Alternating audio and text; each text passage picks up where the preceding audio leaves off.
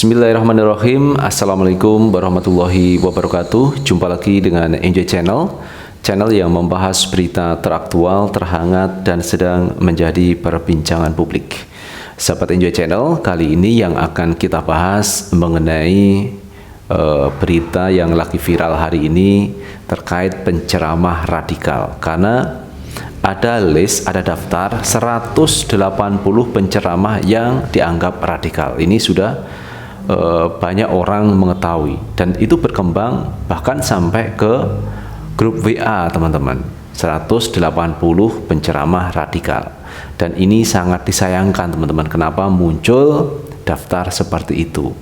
Dan ini adalah klaim-klaim sepihak, karena satu sisi sebelah sana ini dilarang untuk mengkafirkan orang lain, mengkafirkan yang berbeda madhab, berbeda agama. Tetapi satu sisi mereka begitu mudahnya membuat stempel, membuat stigma kepada orang-orang yang tidak disukainya dengan stempel radikal. Ini saya pikir sesuatu yang naif. Nah, kalau kita melihat historisnya teman-teman, kalau kita melihat pesan yang disampaikan Pak Jokowi pada tanggal 1 Maret 2022 di Mabes TNI, ada 4 pesan yang disampaikan oleh Pak Jokowi. Pertama, pesan yang disampaikan itu adalah tidak boleh mengundang penceramah radikal. Jadi tidak boleh mengundang penceramah yang radikal. Kemudian yang kedua adalah TNI Polri harus menguasai teknologi digital. Kemudian yang ketiga, tidak boleh melakukan debat mengenai perpindahan ibu kota atau IKN. Ini dilarang oleh Pak Jokowi. Kemudian yang keempat adalah disiplin bagi anggota TNI Polri, karena di dalam TNI Polri tidak ada demokrasi. Ini pesan yang disampaikan Pak Jokowi kepada TNI Polri di Mabes TNI teman-teman. Dan yang menariknya teman-teman, pesan yang pertama, tidak boleh mengundang penceramah yang radikal. Berarti ada orang dong yang dianggap Pak Presiden itu yang radikal, sehingga beliau mengatakan tidak boleh mengundang penceramah yang radikal. Tetapi Pak Jokowi tidak menyebutkan nama. Nah, setelah itu teman-teman, ada siaran dari BNPT terkait ciri-ciri penceramah radikal. Di antaranya anti Pancasila, anti NKRI, kemudian tidak menghargai budaya lokal, kemudian suka mengkafirkan. Ini adalah beberapa ciri di antara penceramah yang radikal. Nah, menariknya teman-teman, setelah itu muncul edaran lembaran terkait 180 penceramah radikal yang di dalamnya ada Ustadz Abdul Somad. Ini luar biasa teman-teman, terkait edaran atau daftar orang-orang yang dianggap radikal. Tetapi siapa yang mengeluarkan ini tidak ada yang bertanggung jawab. Berarti ini lembaran atau edaran ini adalah edaran ilegal yang tidak bisa dipertanggungjawabkan. Lalu bagaimana teman-teman pendapat Ustadz Abdul Somad ketika namanya ini tercantum dalam 180 penceramah yang radikal? Kita akan baca beritanya teman-teman. Kita ambil berita dari CNN Nasional teman-teman. UAS respon masuk penceramah radikal. UAS mengatakan itu hoak atau hak, itu berita bohong atau benar bahwa Ustadz Abdul Somad masuk dalam penceramah yang radikal. Ustadz Abdul Somad UAS menanggapi daftar 180 penceramah radikal yang beredar di media sosial atau media massa. Ia mengatakan bahwa penting untuk memastikan daftar itu bukan berita bohong atau berita hoax. Selain itu menurutnya, jika memang ia dan pendakwah lain yang bersalah, ia meminta untuk pihak-pihak berwenang menunjukkan kesalahannya sekaligus menentukan hukuman jika memang terbukti. Wow, ini serius teman-teman. Seperti apa yang kemarin saya sampaikan, kalau orang itu dituduh radikal, distempel radikal, orang yang menuduh itu harus bisa membuktikan. Setelah itu dibawa ke pengadilan atau dibawa ke polisian. Apakah di penjara atau seperti apa hukumannya?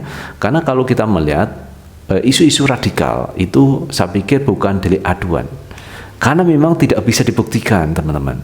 Bagaimana orang bisa mengukur bahwa itu anti NKRI, anti Pancasila, kemudian tidak bisa menghormati budaya lokal, kemudian suka mengkafirkan.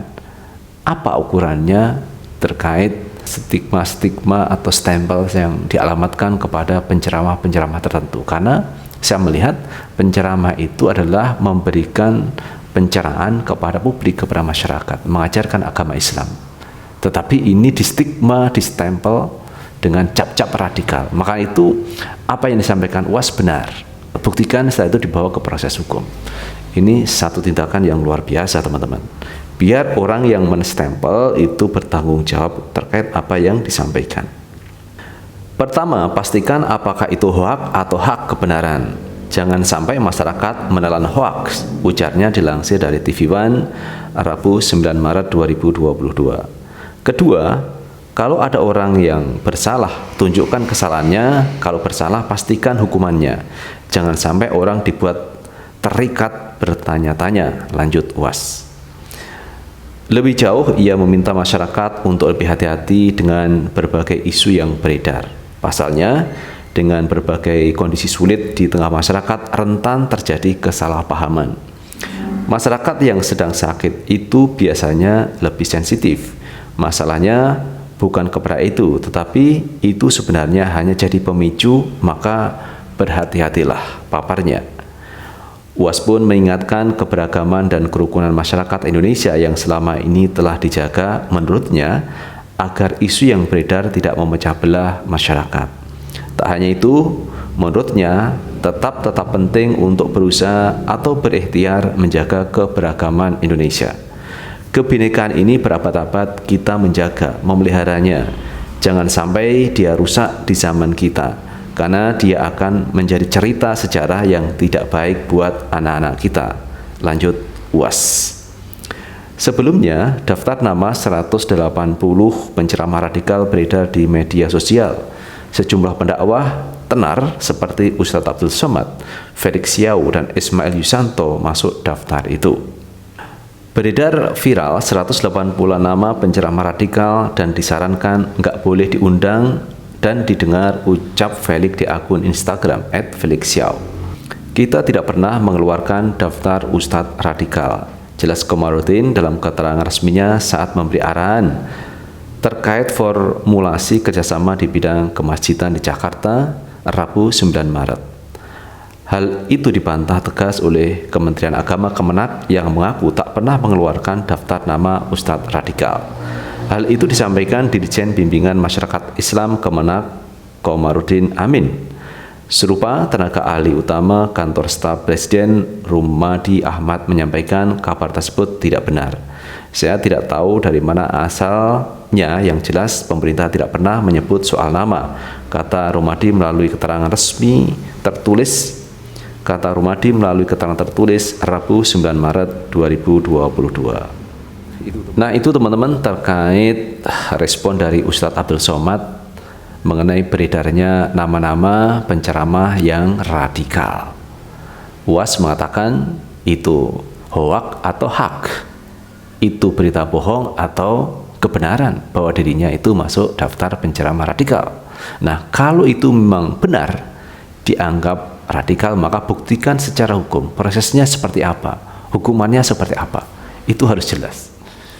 Nah, kalau kita berbicara mengenai radikal, intoleran, sebenarnya itu sudah didengungkan sejak lama, teman-teman, oleh pihak tertentu. Yang intinya menurut saya adalah narasi-narasi memecah belah, tidak menyatukan. Radikal, intoleran selalu dikembangkan seperti itu, tetapi dia tidak pernah menunjuk siapa itu radikal, siapa itu intoleran. Berarti kan hanya membuat gaduh saja di publik, di masyarakat. Coba dong tunjukkan siapa yang radikal, siapa intoleran. Buktikan di pengadilan bahwa dia itu radikal atau intoleran. Selesai masalahnya. Lalu apa hukumannya? Karena radikalisme itu menurut saya adalah sebuah paham, sebuah aliran yang menginginkan perubahan sosial politik itu dengan cara-cara kekerasan. Lalu siapa Ustadz yang menginginkan perubahan itu dengan cara-cara kekerasan? Tunjukkan. Nah, itu namanya gentleman. Jadi jangan hanya mengeluarkan wacana tetapi sesuatunya tidak ada, orangnya itu loh tidak ada. Ini kan menjadi repot, teman-teman. Karena itu benar apa yang disampaikan UAS, itu hoax atau hoax. Kemudian yang kedua menurut saya adalah orang yang mengeluarkan edaran itu siapa. Jadi jangan hipokrit, jangan bersembunyi, tapi tunjukkan siapa orang pertama yang mengeluarkan terkait daftar nama itu. Nah, kalau yang tertulis itu tidak terima, maka bisa melakukan gugatan secara hukum. Maka rame-rame orang akan menggugat kepada orang yang mengeluarkan daftar nama-nama yang ilegal itu. Jadi ini biar gentle, biar jelas. Karena bagaimanapun juga teman-teman, orang yang terdaftar dalam 180 penceramah radikal tentu tidak terima namanya dimasukkan ke situ. Tetapi yang mengeluarkan daftar sampai hari ini belum ketahuan siapa. Berarti ini kan daftar ilegal yang dikeluarkan ke publik. Itu teman-teman yang bisa kita bahas kali ini, dan bagaimana menurut pendapat teman-teman sekalian tulis di kolom komentar, karena komentar teman-teman akan sangat bermanfaat untuk yang lain. Sukses selalu. Assalamualaikum warahmatullahi wabarakatuh.